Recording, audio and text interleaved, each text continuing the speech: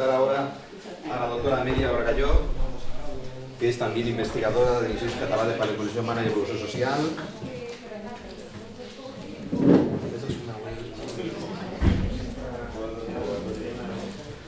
Amelia es actualmente investigadora postdoctoral de IPES con un contrato Juan de la Cierva Incorporación. Hace poco que se incorporó al IPES porque estuvo 2 años también investigando en el Instituto de Arqueología del University College en Londres. Ella nos va a hablar de la Brique Romaní, de este yacimiento que es uno de los que proporciona más información sobre el comportamiento de los grupos neandertales en la península ibérica. Su especialidad es la industria lítica, sobre todo la industria lítica de Paleolítico Medio, característica de los neandertales, desde el punto de vista de las inferencias que se pueden realizar a partir de esas herramientas líticas y su distribución en el espacio acerca del comportamiento de los grupos neandertales. Os dejo ya con Amelia. Muchas gracias, Josep. Buenos días y muchas gracias por la invitación. Mi charla explicaré cómo excavamos, documentamos, identificamos los campamentos neandertales en un yacimiento que ya mis compañeros han empezado a explicar, que es el Brique Romaní. El Brique Romaní está localizado en la otra extremo de la península ibérica, en el noreste, a 50 kilómetros de Barcelona, en un municipio que se llama Capellades, y el Brique Romaní forma parte de la Asamblea del Capelló, que es estos tipos de montañas que hacen así como unos paraguas. ¿Vale? El yacimiento se encuentra en un corredor natural, ¿vale?, en el margen derecho del río, el cual proporciona cruza diferentes ecosistemas y proporciona los recursos utilizados que utilizarán los neandertales. Pero ¿cómo se forman estos capellons, estas cavidades? Su formación es a través de una emergencia de agua, ¿vale?, que a través de unas balsas va cayendo, y esta agua, como veis aquí, van creciendo musgos, y todo el carbonato cálcico que lleva el agua va depositándose encima de los musgos y los va petrificando, y va formando esos capellons, esas cavidades, las cuales después aprovecharán los neandertales para vivir dentro. Pero claro, si está todo húmedo y lleno de agua, no es un sitio adecuado para vivir. Entonces los neandertales realmente ocupaban estos abrigos cuando estaban secos, porque no están siempre. El circuito del agua no estaba funcionando continuamente. La preservación de este yacimiento es tan buena realmente también por la formación de estos travertinos, porque ellos se ocupaban cuando estaba seco, vivían allí, y cuando se iban se volvía a reactivar el agua, y esto volvían a hacer crecer unas plataformas de travertino que lo que hacían era sellar y preservar el yacimiento, porque las corrientes de agua no eran fuertes, sino, como podéis ver aquí, es como si fuera unas pequeñas capas de agua que iban pasando, iban solidificando y iban sedimentando todos los limos de la Brique Romaní. Además, esta sedimentación, a diferencia de otros yacimientos, es que la sedimentación es muy rápida, ¿vale? En un año crecía un poquito menos de medio metro, ¿vale? Por lo tanto, los tiempos que tenemos temporales de cada campamento están muy bien preservados. No tenemos, como normalmente en las cuevas cuando hay arcillas, que la tasa de sedimentación es tan lenta que en un mismo nivel tenemos un lapso temporal muy grande. Aquí en el Brique Romaní estos lapsos temporales son más pequeños, ¿vale? Y aparte, la conservación de los limos y todo, lo que hace es que se conserva prácticamente todo. Se conservan la fauna, la industria lítica no está demasiado rodada, un poco patinada, los carbones, las semillas, la microfauna, los hogares, los negativos de madera, que os explicaré, que os he explicado un poquito Ethel, ¿vale? La secuencia de la Brique Romaní son unos 20 metros de potencia, ¿vale? Se hicieron unos sondeos y aún siguen mucho más, ¿vale? Y están datados por series de uranio entre 40 y 70.000 años, ¿vale? Actualmente estamos excavando este nivel, el nivel R, ¿vale? Pero como veis aún queda secuencia y ya os digo, en otra parte del yacimiento se hizo unos sondeos y aún seguiría el yacimiento más para abajo. Este yacimiento, como veis, que la potencia que tenía y todo lo que está excavado es mucho. Hace muchos años que se lleva excavando. Lo descubrió el Amador Romaní, ¿vale?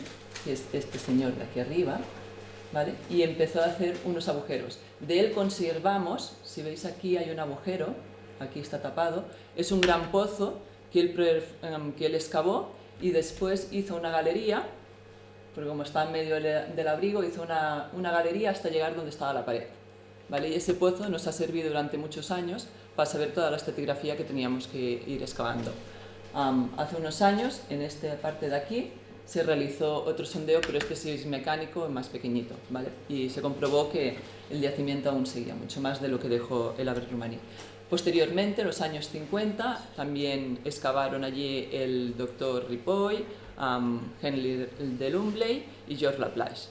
Y a partir del 1983 empezaban las excavaciones sistemáticas lideradas por Eudald Carbonell, que llegan hasta la actualidad y de los cuales nosotros somos parte de su equipo.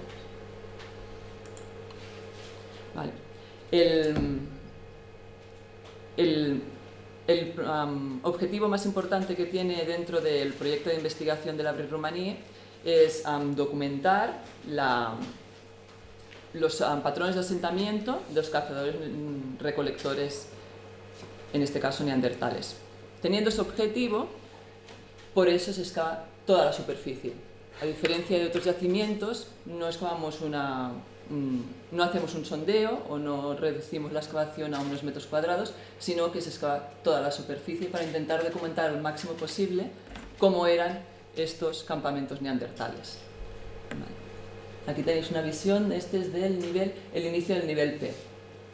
¿Vale? Y aquí en este agujero es el pozo del Abre Romaní.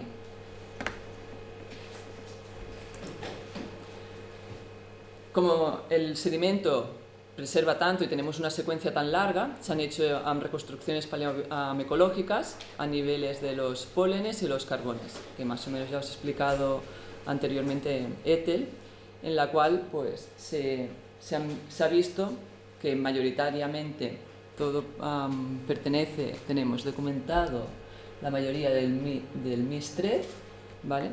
Pero después sí que se han visto, como la resolución es tan grande, se ven todas las variaciones que llegan a haber dentro del MIS.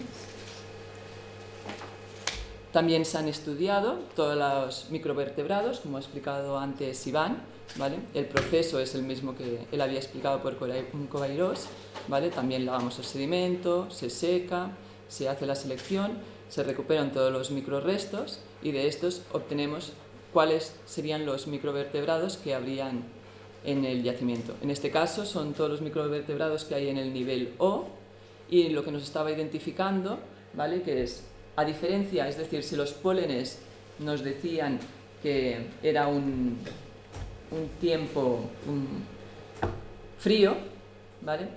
Con la microfauna encontraron ardillas y entonces vieron que habrían bosques cercanos y que sería un tiempo más templado. Por lo tanto, una disciplina con la otra se van complementando y lo que van haciendo es perfilando estas fotografías de cómo sería esta reconstrucción paleoambiental alrededor del yacimiento. Esta es otra visión del Romaní y aunque hayamos dicho que hay muy buena preservación de los niveles y que hay una alta taxa de sedimentación, los niveles que nosotros excavamos siempre decimos que son un palincesto. Esto es un croquis, ¿vale? De cómo es una fosa y cómo se va rellenando. Nosotros cuando excavamos lo que hacemos es quitar la tierra de cada una de estas capas. Pero la información que nosotros obtenemos de estos niveles lo que estamos haciendo es destruirlo. Igual como si nos estuviéramos leyendo un libro, cada página que nosotros nos leemos es como si la estuviéramos quemando. Si después nosotros queremos reconstruir cada una de estas capas, entender lo que ha sucedido, tenemos que tener una metodología que nos permita identificar, poderlo reconstruir otra vez en el yacimiento, ¿vale? Igual como hemos hecho aquí, que hemos separado cada una de las capas, ¿vale? Para eso siempre hablamos que los yacimientos, aunque tengamos una buena resolución, son unos palincestos, es decir, no tenemos una fotografía única de un momento, sino que lo que estamos viendo es el resultado de muchas actividades que se han producido en ese espacio. Por lo tanto, lo que nosotros tenemos que ir es desmembrando cada una de las actividades y entender cómo había funcionado el asentamiento. Para conseguir esto, nuestra metodología es lo que se conoce, porque hay todas las series de criminología, es con una metodología como los forenses, como una escena de un crimen, ¿no? Lo que hacemos es localizar, cuando llega la policía en una escena de crimen, ¿qué hace? Documentan todos los restos que hay e intentan interpretar qué había sucedido allí y cómo estaban articulados. Pues nosotros en los yacimientos hacemos lo mismo, ¿vale? Aquí tenéis el Abric romaní y lo que hacemos es, a partir de un sistema de cuadrículas, como si fuera el juego de hundir la flota, ¿vale? Están divididos en metros cuadrados. Cada excavador excavará 1 metro cuadrado, el cual estará organizado a nivel de unas letras y un número. Por lo tanto, si yo excavo aquí, ¿vale?, mirando las letras del abecedario y los números consecutivos, sabré exactamente dónde me encuentro. Pues estoy en el cuadro G24, que es lo que os había explicado Iván, que después recogemos todo el sedimento y todos estos restos que reencontramos en ese cuadro los podemos localizar. Pero no únicamente lo documentamos diciendo el cuadro, sino cada uno de estos cuadros se coordena todo a través de unos ejes cartesianos, colocamos cada uno de los restos. Aquí podéis ver, ¿vale? Todo esto, estos pings que hay aquí en el suelo son restos que han encontrado, ¿vale? Entonces lo que están haciendo es cogiendo cada uno de los restos, están diciendo exactamente dónde están a través de la X y la Y y de la profundidad, lo apuntan todo en la estación, en unas PDAs, ¿vale?, que están ancladas con una estación total, y lo que hace es identificar dónde está. ¿Y por qué queremos saber exactamente dónde están cada uno de los restos? Porque si lo que queremos es reconstruir qué había sucedido allí, necesitamos saber dónde estaba en cada resto. Una vez ya lo tenemos todo documentado y todo, pues en el laboratorio lo que intentaremos explicar y entender es esto, lo que nos hemos encontrado en el yacimiento, ¿no? Aquí en este caso, esto es el nivel N, ¿vale? Y en este caso, el nivel N es un nivel que es resultado de un campamento de muy corta durada. Por lo tanto, el palincesto que llegamos a tener es muy, muy, muy pequeño. No es que hayan estado muchos meses, ni no podemos saber exactamente el tiempo, pero en este caso habían estado relativamente poco. Podemos ver en todos los hogares, ¿vale? Como ha dicho Ethel anteriormente, tenemos hogares más grandes, más pequeños. Aquí lo que veíamos es que los hogares estaban colocados sistemáticamente entre unos y los otros de 1,5 metros, ¿vale? Y eran más pequeños, y normalmente los que están alrededor de la pared todos tenían los mismos diámetros. Si os fijáis, los que están en la parte exterior son los que son más grandes, ¿vale? Además también tuvimos la suerte que encontramos aquí un negativo de madera muy largo, que después lo reconstruimos con un palo de las proximidades de la Rumanía, ¿vale?, que tuviera más o menos la misma largada y todo, y cuando lo colocábamos nos quedaba su posición, que se identificaba como si hubieran hecho una cabana apoyando los palos en el abrigo, y ellos se podían poner dentro, donde en la entrada habrían tenido el fuego más grande y en la parte interior habrían tenido fuegos pequeñitos para calentarse. Esto es una recreación que hicimos allí en el yacimiento. Pero no siempre todos los niveles del Rumaní son como el N, que son de un momento muy puntual. Normalmente lo que encontramos es esto. Este es el nivel O, que tiene una potencia entre medio metro y 1 metro, ¿vale? Y lo que nos está documentando, si os fijáis, tenéis una línea negra, entre medios tenéis una línea blanquita, pero que no es continua en toda la zona de excavación. Después por abajo tenéis otra línea negra.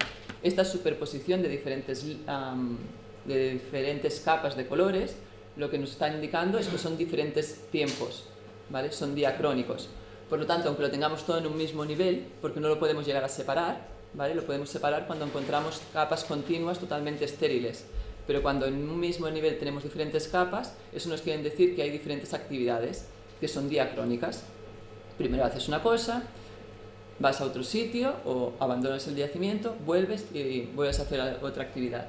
Pero a veces también lo encontramos que en el mismo cuadro podemos encontrar esto. Aquí hay restos de industria lítica, huesos. Claro, no sabemos qué relación hay entre todos los restos. Por lo tanto, lo documentamos todo exactamente donde está colocado, porque después, posteriormente en el laboratorio, a través de unos métodos que ahora os explicaré, intentaremos reconstruir a ver qué objetos son del mismo tiempo o van juntos, y qué otros objetos pueden ser que sean de otro momento o otra actividad. Para hacer este estudio, lo que hacemos normalmente es un análisis, le llamamos análisis espacial. Y tenemos dos tipos de análisis. Uno que es la arcostratigrafía, que es esto, intentar reconstruir, como os he explicado antes, cuando tenemos un paquete, pues todas las capas, ¿vale? Y la siguiente es mirar la relación, un estudio planimétrico, es mirar la relación que tienen todos los restos a nivel, cuando ya sabes que todo pertenece al mismo nivel, a la misma capa, qué relación tenían entre ellos. En el caso de estudio que os presentaré es el del nivel O, ¿vale? Que fue mi tesis, y en el cual hicimos primero un estudio arcostratigráfico. Como os he dicho anteriormente, el nivel O es este de aquí. Tenía una potencia entre medio y 1 metro, y lo primero que hicimos es verificar realmente que después del trabajo de excavación, que lo que nosotros habíamos identificado como nivel O eran correctamente, que no había ninguna pieza que fuera de otro nivel. Hicimos diferentes proyecciones, que por eso es importante localizar dónde está cada pieza, porque lo que estamos haciendo es proyectar todos los restos que nosotros hemos encontrado en este nivel. Este nivel tuvo una superficie de excavación aproximadamente de unos 297 metros cuadrados, ¿vale? Y hicimos proyecciones, ¿vale? Con todos los restos que teníamos del nivel N, que era el anterior que os había explicado, que era un momento muy puntual, el nivel O y el nivel P que iba por debajo. Estas proyecciones tenían un grosor de unos 50 centímetros. ¿Por qué no hacemos que sea el grosor más grande o más pequeño? Hacemos 50 centímetros porque la pendiente de este yacimiento no es muy grande. Por lo tanto, lo podemos hacer con un grosor. Es como si cortaras un pastel un tiramisú. Tú tienes un tiramisú que está hecho en capas, si lo vas cortando a un grosor, si estuviera el tiramisú con pendiente y lo cortaras muy grande, se te juntaría la parte de arriba con la parte de abajo, mezclando diferentes cosas. En cambio, de esta forma lo que conseguimos es estos cortes para intentar identificar exactamente qué piezas corresponderían en cada uno de los niveles. Lo hicimos esto tanto horizontal como transversalmente en todo el nivel, y cuando ya tuvimos el nivel bien aislado, procedimos a hacer lo mismo, pero dentro del nivel. Es decir, si antes veíamos el nivel que está 2 capas, ahora empezamos a ver una capa que está más abajo, otra capa que está más arriba, y después algunas piezas que están más arriba, ¿vale? Todo esto lo vamos haciendo en todo el nivel.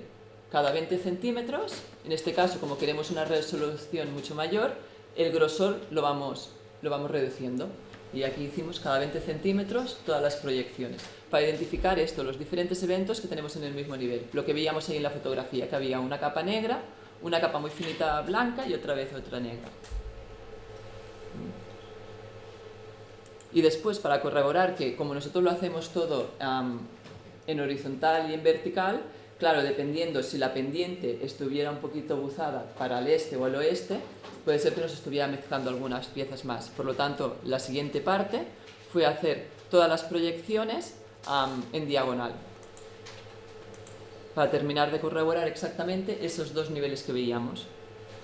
Veíamos este, que es el azul, que es el superior, y después el inferior, que entraba dentro de la cavidad. Pero una cosa que vimos cuando estábamos excavando es que en el momento, como os he dicho, que el travertino iba creciendo, ¿vale? Este también llega a un momento que se colapsa, cae y vuelve a crecer otra vez. Pues en estos momentos pasó esto. Hicimos proyecciones diagonales por toda la superficie de excavación para acabarlo. Y una vez ya tuvimos todos los resultados de todas las proyecciones y identificados los arqueoniveles, a partir de las zetas que obtuvimos, intentamos hacer una recreación 3D para saber exactamente cómo era el paleorrelieve de estos arqueoniveles. Pero aparte de mirar solamente los restos que recuperamos, los neandertales viven en un espacio, que es un abrigo, y este abrigo, como os he dicho, caen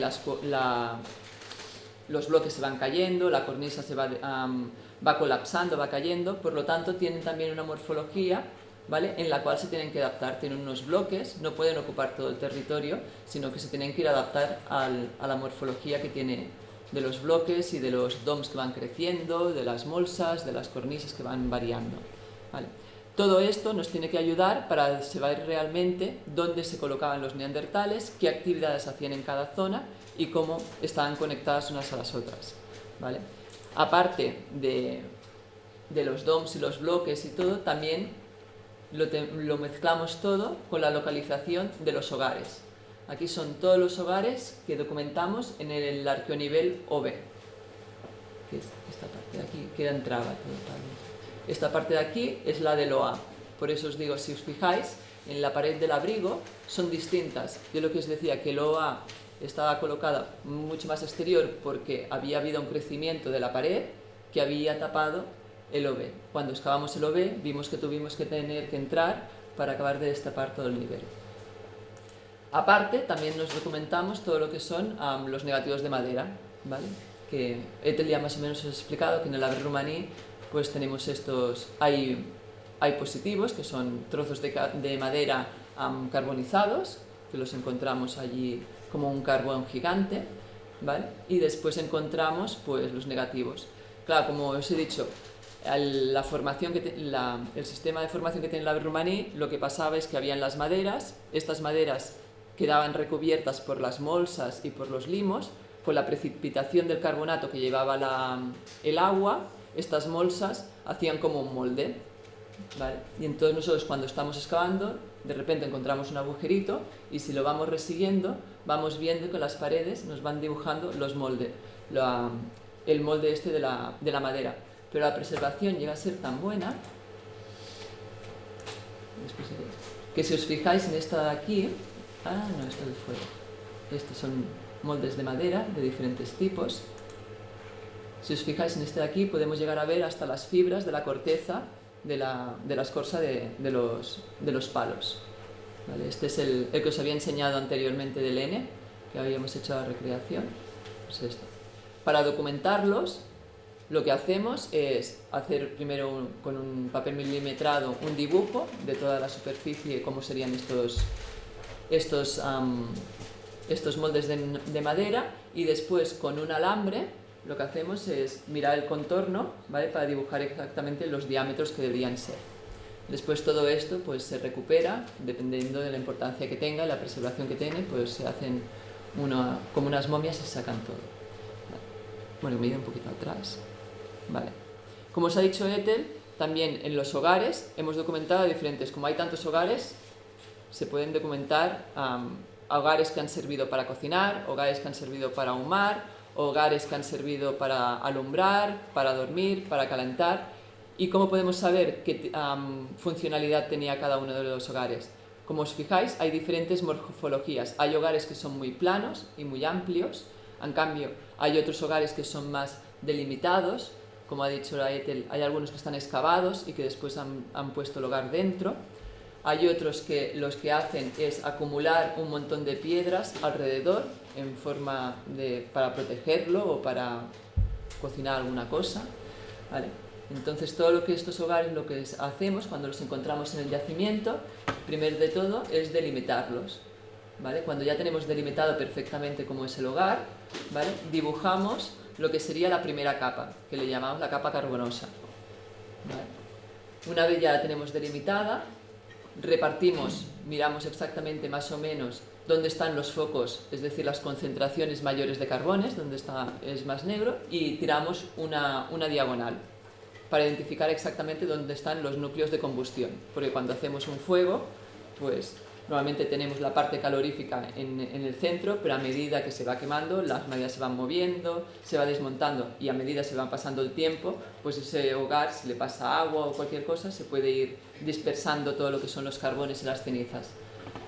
Por eso es tan importante saber dónde están exactamente los núcleos de combustión. Hacemos una diagonal y excavamos la mitad del hogar. Una vez ya tenemos excavado, tenemos un perfil, el cual también lo dibujamos. Identificamos exactamente esto, si hay un núcleo de combustión o hay varios. ¿Qué nos indica esto, que hayan uno o varios?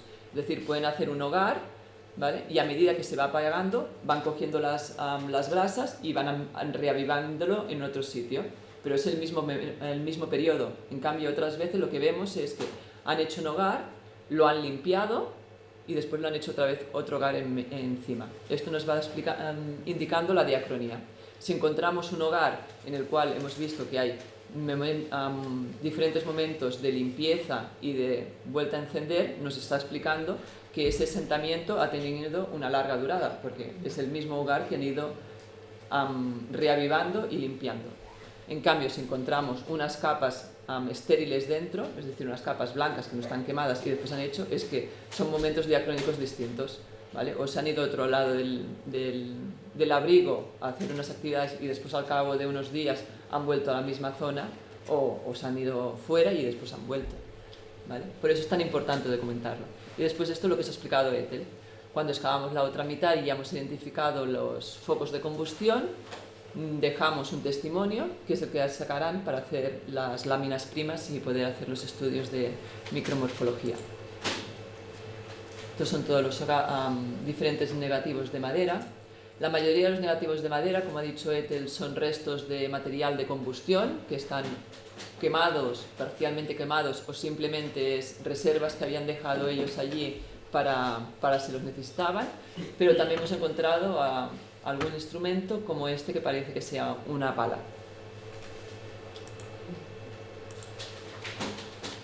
Aparte de los hogares y de los negativos de madera, ¿vale? También recuperamos restos faunísticos. Estos son los restos faunísticos que encontramos en el nivel O.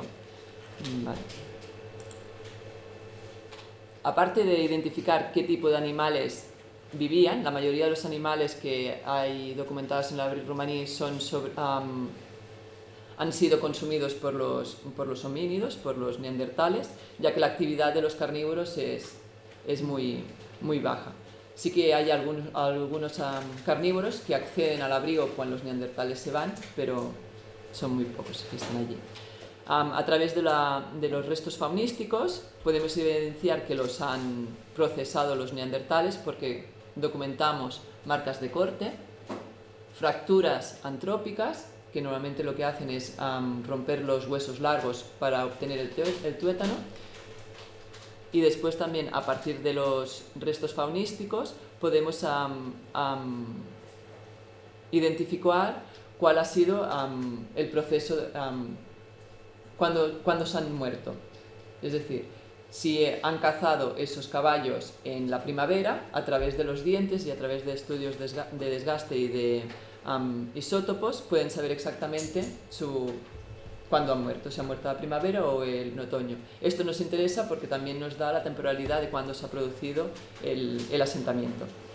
¿Vale? Y después también lo que hacemos son remontajes de fauna, ¿vale? Para intentar documentar esto, los patrones que han hecho para romper los huesos.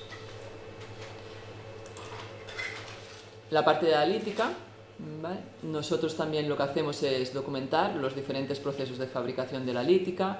En la mayoría de los niveles de la Romaní el proceso de fabricación es a través del método discoide, exceptuando dos niveles, el nivel E y el nivel O, que tallan con talla Levallois. Las herramientas que ellos utilizan son características de los neandertales, son denticulados y son muescas. Y una curiosidad es que en los niveles que hemos documentado la talla Levallois, el predominio es no de los denticulados, sino de las raideras. Un caso que nos sucede a veces es que nos encontramos alguna pieza lítica que tiene que destaca por encima de las otras, ya sea por su morfología o por su estado. En este caso, lo que encontramos en un nivel fue una pieza de caliza que tenía un diedro distal que está tallado solo por la parte distal, creando un diedro. La encontramos cerca de un negativo de madera. Claro, en los negativos de madera no hemos encontrado ninguna marca que estas naveras estuvieran trabajadas. Y dijimos, bueno, si estudiamos el resto lítico y vemos que tiene un desgaste por un trabajo de madera, podremos decir que esa piedra ha sido utilizada. Como han dicho antes nuestros compañeros, una de las metodologías que nosotros utilizamos para hacer las interpretaciones es a través de la arqueología experimental. En este caso lo que hicimos es recoger el mismo tipo de caliza del río Anoia, ¿vale? Y trabajar el mismo tipo de materia prima de madera, ¿vale? Que es el Pinus silvestris. Configuramos este instrumento tal como lo habíamos documentado en el yacimiento y empezamos a hacer un trabajo en la madera. Este trabajo hicimos dos. Uno que era el raspado, es decir, intentar retirar todo lo que es la corteza, y otro que era piquetear. Lo piqueteamos con diferentes ángulos de trabajo y durante un tiempo.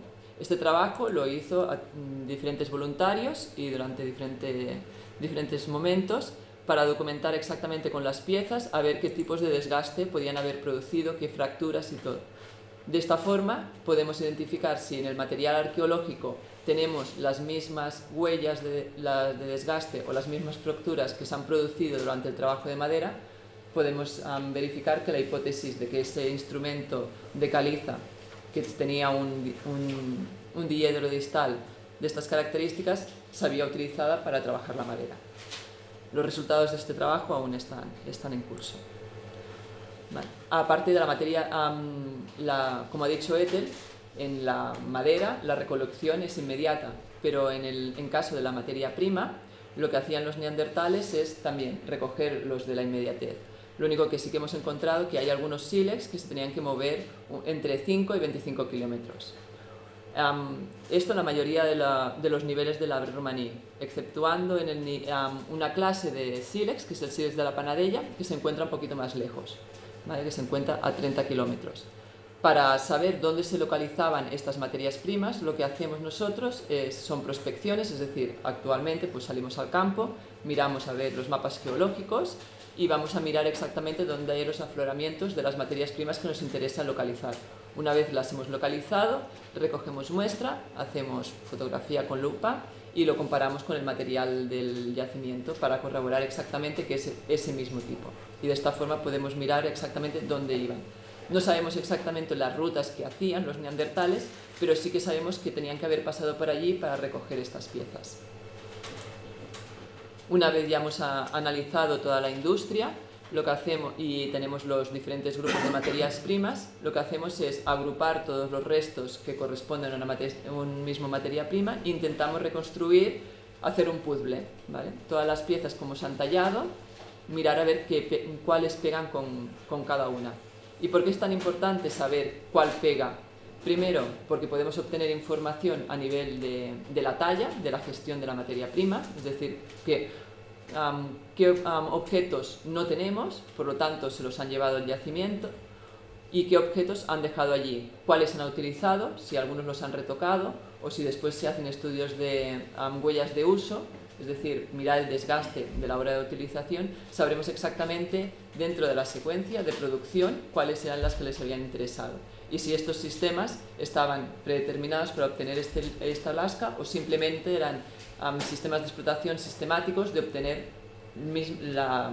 los mismos cuchillos de las mismas medidas. Pero aparte de esto, también nos puede servir para identificar qué tipo de ocupación tenían, ¿vale? Otra de las metodologías que utilizamos para identificar las ocupaciones de los neandertales es la etnoarqueología, ¿vale? Hay un autor que se llama Binford, el cual ha hecho estudios de cazadores-recolectores actuales y identificó que hay diferentes tipos de ocupación. Hay unos campamentos base, ¿vale? En los cuales están la mayoría del grupo y hacen una vida bastante estable en un periodo de tiempo. Hay localizaciones, hay campos, estaciones y escondrijos. Todo esto nos puede servir porque nosotros cuando excavamos un yacimiento tenemos estas dos visiones.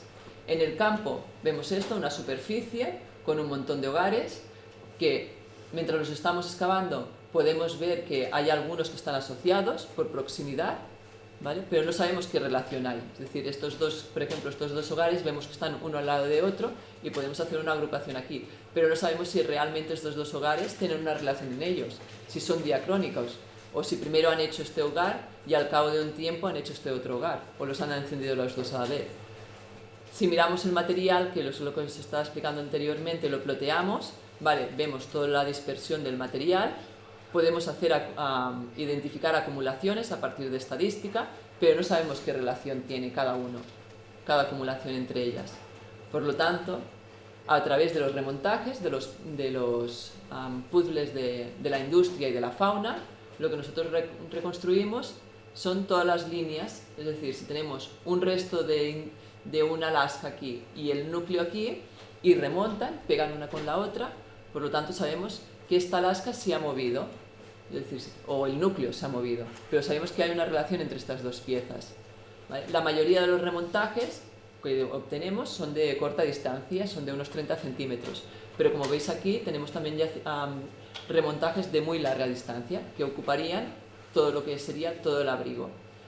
Pero claro, si lo vemos todo aquí uno encima de otro, es un poquito caótico, ¿no? Que no podemos llegar a entender dónde están las acumulaciones, qué hacían en cada zona, por qué se habían movido, por qué habían hecho estos movimientos. Por lo tanto, lo que tenemos que hacer es ir cogiendo todos los remontajes y estudiar uno a uno. Por ejemplo, aquí miramos que aquí teníamos un percutor y este percutor se ha movido de esta acumulación a esta acumulación, pero no se ha movido todo. Aquí, básicamente, es donde estalló todo, pero cuando lo movieron para aquí, movieron tres piezas que después tallaron una a la otra. Esto nos va explicando la secuencia, es decir, este homínido que estaba con este percutor haciendo una actividad aquí, cuando se le rompió, una de las trozos que se le rompió vio que aún lo podía utilizar para obtener lascas, porque es una caliza que es de muy buena calidad. Por lo tanto, movió al otro lado y allí talló. Probablemente esta acumulación de aquí y esta de aquí tienen relación, son sincrónicas, ¿vale? Porque ha sido el mismo homínido que la ha ido a mover, pero seguramente que la funcionalidad no ha sido lo mismo. Es decir, la actividad que estaban haciendo aquí sería una y aquí sería otra actividad. Y esto con todo. Lo vamos haciendo con cada uno de los remontajes, vamos mirando. Hay remontajes que nos dan mucha información porque son cadenas operativas que nos van diciendo un orden de cómo van obteniendo los cuchillos, y hay otros que solo son conjoints, ¿vale? Que son una pieza que se les ha roto, ¿vale? ¿Cómo se les rompe esta pieza? Se les puede romper porque se les ha caído el suelo y la han pisado, ¿vale? Y esto produce una fractura. Se pueden romper porque la han estado utilizando y del mismo uso se rompe, o simplemente se han roto porque cuando la han tallado se ha roto mal, no controlaba bien la fractura, ¿vale?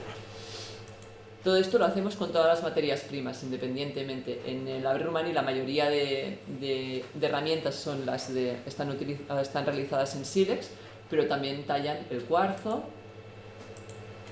y aquí tenemos el sílex, la caliza y la pizarra. ¿Vale? Si os fijáis, en cada una de las materias primas los patrones son los mismos, exceptuando aquí el sílex, que esto está aún en proceso. Cuando hacemos todas las proyecciones, como os he explicado antes, tenemos en cuenta esto, los bloques, ¿vale? Los agujeros, pues en Rumanía a veces también encontramos agujeros que están rellenos, puede ser que hayan clavado un palo y cuando se desaparece el palo, el agujero se rellena, y entonces encontramos agujeros circulares, y después también acumulaciones de bloques de travertino colocados alrededor de hogares. Todo esto lo que nos sirve es para hacernos una idea de cómo está organizado los arqueoniveles. Y de allí lo que sacamos son todas las direcciones. Cuando hacemos un remontaje, ¿vale? Miramos la primera pieza, que es la última que encontramos en el remontaje, será la primera que han extraído. Y a medida así es como cuando cortamos una patata, ¿no? Primero le sacamos la piel y después vamos haciendo cortes. Si juntamos, veríamos exactamente cuál sería la primera y cuál sería la última.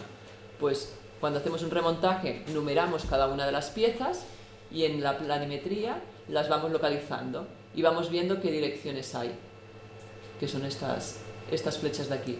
Esto nos sirve, ¿vale?, para identificar las zonas.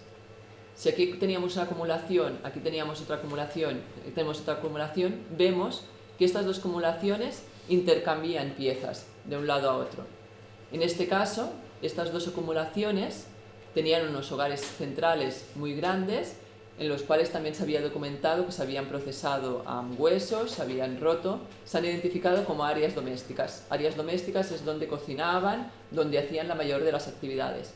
Pero tenemos otras zonas, como esta pequeña de aquí, que teníamos un hogar y restos pequeñitos que no remontaban entre ellos porque realmente eran como si hubieran hecho una reparación de una herramienta. Teníamos una raidera y lo que encontramos no era la raidera, sino encontramos los restos pequeñitos de haber revivado esa raidera, ¿vale? Y no tenía ninguna relación, no tenía ningún remontaje con los otros. O por ejemplo, esta parte de aquí, ¿vale?, que había un montón de piezas que tampoco no tenía ninguna relación con esto de aquí. Remontaban entre ellas, pero estaba totalmente aislada. Seguramente que son dos momentos distintos. Estas áreas de aquí que tienen relación entre ellas, que hemos podido conectar con remontajes, deben ser de la misma asentamiento, y en cambio esta zona de aquí, donde tenía sus remontajes, sería otro asentamiento que se habían producido. Y aparte también hemos documentado zonas que no hay ningún resto lítico, pero que sí que tenemos grandes hogares, que es los que explicaba anteriormente, que dependiendo de la morfología que tenía el hogar, podemos decir que tenían una funcionalidad u otra, y estos probablemente podrían tener otra funcionalidad. Lo que documentamos en este de aquí, los compañeros de fauna, es que había muchos restos de huesos enteros, ¿vale?, que algunos estaban parcialmente quemados. Entonces decían si había sido un sitio donde habían ahumado carne o alguna cosa así. Aquí tenemos el otro, el del arco nivel OB, ¿vale?, que también lo que documentamos es esto, las tres acumulaciones que tenemos aquí muy bien marcadas, y esta cuarta de aquí, que es un poquito distinta, ¿vale? Esta de aquí, con los compañeros de fauna vimos que era el procesamiento de un gato, es decir, era un momento puntual que habían ido los neandertales allí, habían cazado a un gato y se lo habían comido, ¿vale? Y todos los restos que nosotros encontramos estaban todos aquí, con algunos que se habían ido por de esto, pero no tenían ninguna relación con las acumulaciones estas grandes que teníamos al lado. En cambio sí que vemos que esta acumulación de aquí y esta de aquí sí que estaban interrelacionados con estos remontajes. Por lo tanto, en este momento de la ocupación, ocuparían toda esta parte de aquí y harían intercambios, no tanto de industria lítica como de fauna, porque los compañeros de fauna también encontraron que, por ejemplo, había una mandíbula de oso con los dientes que hay de oso, de Bos primigenius, que habían unos dientes aquí y otros dientes de aquí que conectaban unos con los otros, remontaban. ¿Vale? También encontramos que hay algunas piezas que nosotros le llamamos toolkits, porque son herramientas de pieza terminadas que no tienen que son singulares, es decir, ese tipo de pieza ha entrado tal cual en el yacimiento, no encontramos ninguna otra pieza que sea igual como esta de aquí, con este tipo de sílex, que casualmente también coincide con las acumulaciones que identificamos. Esto comparado con los trabajos etnográficos de Binford, nuestra interpretación fue una cosa así, es decir, que aquí habrían como 3 áreas domésticas que estarían separadas por unas maderas. ¿Por qué cogimos esta y no otra? Porque en estos trozos de aquí lo que encontramos fue una acumulación de negativos de madera. ¿Vale? Por eso siempre primero tratamos todos los datos, intentamos reconstruir qué había pasado y después siempre buscamos un referente en la etnoarqueología, que es lo que tenemos más cerca.